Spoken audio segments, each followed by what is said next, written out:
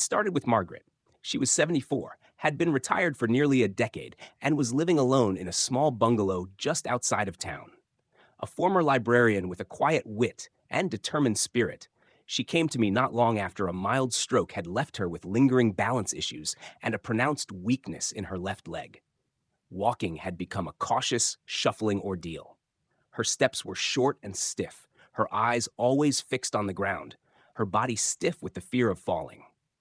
Margaret had tried the usual: physical therapy, pool exercises, and even Tai Chi. She improved slightly, but her gait remained unnatural, forced. More importantly, she told me she no longer enjoyed walking. It had become mechanical, an obligation, something she did only because she feared what would happen if she didn't. That stayed with me: the loss of joy. As a physical therapist with over 15 years of experience, I had worked with hundreds of patients. I'd seen how walking, something we take for granted, becomes a battleground for the elderly or those recovering from injury. The slow erosion of independence is cruel. The fear of falling becomes more debilitating than the actual injury. And fear, I've learned, is often the heaviest weight a person carries. I wanted to help Margaret, but more than that, I wanted to restore something for her.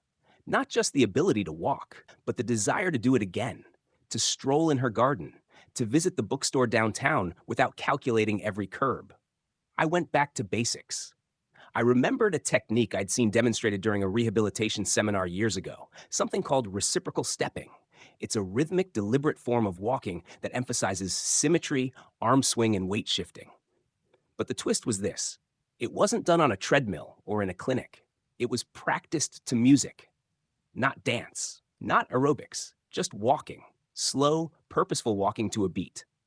I visited Margaret at home and brought a small speaker with me. I chose a simple metronome track set at 60 beats per minute, about the pace of a relaxed walk. I showed her how to time her steps with the beat: left, right, left, right. At first, I walked beside her, matching her pace. Then, I began to exaggerate the motion of my arms and encourage her to do the same.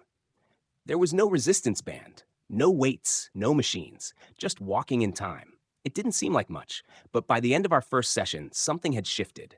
Margaret said, "I don't know why, but that felt good, calmer, easier somehow." That somehow became the focus of the next 6 weeks. Every session began with the same routine. We'd play the beat, we'd walk. As she improved, we introduced music, songs she loved from her younger years. The Beatles, Simon and Garfunkel, sometimes jazz, always steady, always rhythmic. Over time, I saw changes, not just in her body, but in her face. Her steps lengthened. Her shoulders dropped from their usual tense shrug. Her eyes began to lift off the ground. She smiled more. She walked further. One day she greeted me at the door, standing tall, no cane in sight. "I walked to the corner store this morning," she told me. "Just felt like doing it."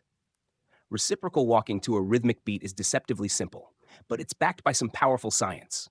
When we walk to a beat, our brains engage in what's called auditory motor synchronization. It activates motor planning areas and helps with timing, coordination, and even postural control. For patients recovering from stroke, Parkinson's, or other motor impairments, this can be a game changer. What makes it different from ordinary walking is its focus. You're not just moving, you're moving with intent, aligning your steps to a predictable external cue. That predictability reduces anxiety and builds confidence. And when you add music, it triggers emotional centers in the brain. It lifts mood. It invites joy. Margaret wasn't just recovering, she was reconnecting. Soon I began applying the same technique with other patients. Carl, a 60-year-old recovering from hip surgery. Lita, who had early-stage Parkinson's. James, a former marathon runner who now used a walker after a traumatic brain injury. Each of them responded in their own way. The common thread was this: walking became meaningful again. Carl brought in his favorite country playlist. Lita preferred classical music. James requested 80s rock.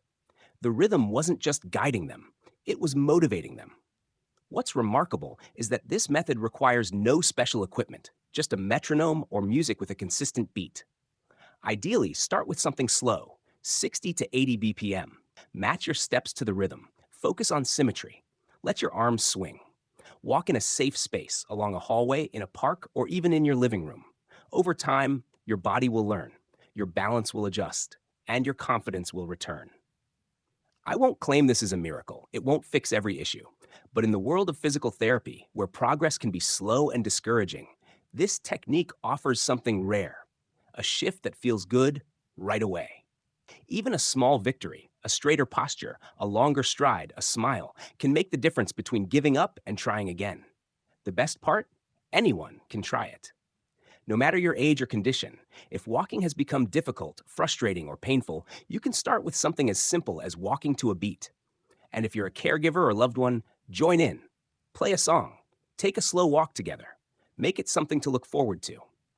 Margaret still sends me updates. She recently joined a local walking club that meets at the park twice a week.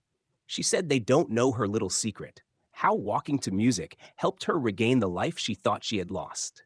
Sometimes the most powerful exercise isn't the one that pushes you to your limit. It's the one that brings you back to yourself. And for Margaret, that meant walking. Not to get somewhere, not for therapy, but simply because she wanted to again.